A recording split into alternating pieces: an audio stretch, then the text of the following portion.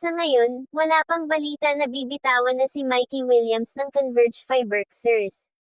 Dahil sa kanyang naging performance, masasabi mo talagang bumaba na ang kanyang production, lalo na sa Converge, at hindi na siya yung Mikey Williams noon na halimaw sa performance na kaya magbuhat talaga ng team. Ramdam din yan ng maraming fans. Totoo na hindi na siya yung halimaw na Mikey Williams ng TNT 2021 hanggang 2023 na 30+ points at kaya ibuhat mag-isa ang team sa clutch. Halos 3 taon siyang hindi naglaro sa PBA bago bumalik noong March 2026. Ang bilis ng liga ngayon. Kailangan ng timing at kondisyon yan. Sa TNT siya yung main gunner. Sa Converge, may Alex Stockton, Juan Gomez de Leaño, Justin Baltazar, at Justin Arana na. Hindi na kanya lahat ng tira. More of veteran scorer, spacing na siya. 34 na si Mikey Williams. Kahit shooter ka, pag tumigil ka ng matagal, bumabalik yung legs at confidence dahan-dahan lang. Pero hindi rin fair sabihin na wala na siya agad. Bagong balik pa lang siya. Yung iba nga 1 to 2 conferences bago makabalik sa tunay na laro. Yung presence pa lang niya nagbubukas ng depensa para kina Juan Gomez de Leaño at Alex Stockton.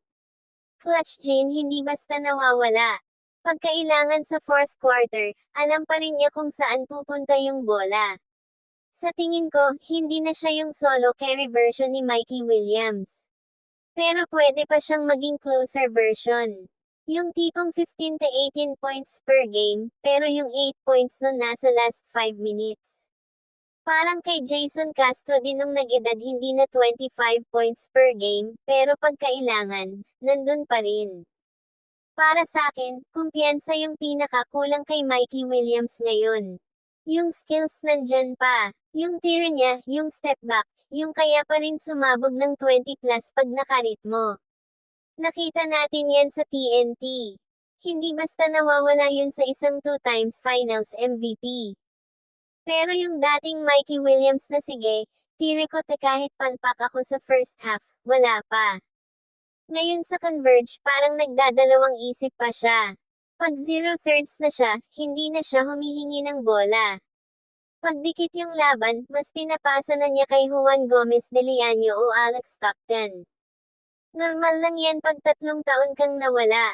Kailangan mo muna patunayan sa sarili mo na, kaya ko pa pala. Yung kondisyon, mahahabol yan sa ensayo. Yung role, maa-adjust yan ni Coach Delta. Pero yung kumpiyansa, ikaw mismo dapat bumawi nun. Isang malaking game lang yan, yung tipong 25 points tapos game winner, babalik agad yung halimaw na Mikey Williams mindset. Kaya para sa akin, bigyan pa natin siya ng time. Hindi pa siya tapos, natutulog lang yung halimaw. Kung totoo na inilagay na siya ng Converge sa trading block, ibig sabihin nag-iisip na sila ng business decision. Ginawa nila yan dati kay Jordan Heading kaya nakuha nila si Mikey Williams. Ngayon baka baliktad. Baka gusto nila ng mas batang guard, mas defensive, o mas fit sa sistema ni Coach Delta.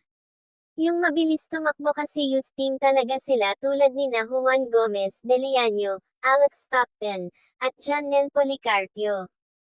Veterano na si Mikey Williams, 34 na. Malaki pa rin sahod niyan for sure. Pag nilagay sa trading block, pwedeng gusto nila ibaba yung payroll tapos kumuha ng 2 role players kapalit. Loaded sila pero hindi pa rin nakakapasok ng semis. Baka gusto nila i-trade si Mikey Williams plus assets para sa isang big man o import level na local. Yung kulang nila sa frontcourt minsan. Pero hindi ibig sabihin na ibebenta na agad. Minsan nilalagay sa block para malaman kung may tumatawag at anong offer. Pag walang maganda, itutuloy pa rin. Masakit pero totoo, wala na siyang untouchable status. Pag hindi ka nag-perform agad after comeback, at matanda ka na, mabilis magpalit ang teams sa PBA. Pero opportunity din ito. Baka sa ibang team siya mas kailangan. Sa team na walang go-to scorer, dun siya babalik sa 20 points per game version niya. At sa tingin ko, nagmamadali ang Converge. Gusto nila ng results ngayon, 3 years na sila sa liga pero hindi pa sila nakakapag-semis. Kaya kung hindi gumagana yung Mikey Williams experiment, next na yan. Ikaw, saan mo gusto mapunta si Mikey Williams kung sakali? May team ka bang nakikita na bagay siya?